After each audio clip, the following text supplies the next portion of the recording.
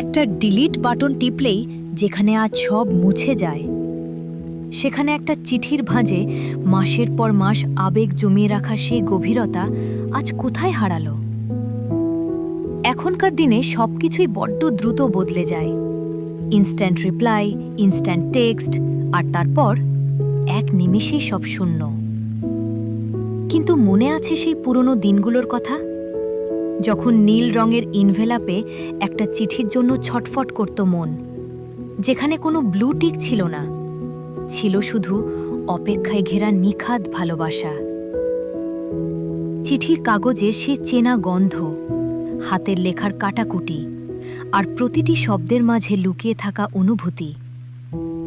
আমরা কি এই অতি আধুনিক বা ডিজিটাল হওয়ার চক্করে আমাদের সেই ধৈর্য আর আবেগের গভীরতাটাকেই হারিয়ে ফেললাম? যোগাযোগ হয়তো সহজ হয়েছে, কিন্তু মনের শান্তিটা বোধহয় কোথাও হারিয়ে গেছে। আপনারও কি মাঝে মাঝে এই যান্ত্রিক শহর ছেড়ে সেই পুরনো দিনগুলোতে ফিরে যেতে ইচ্ছে করে?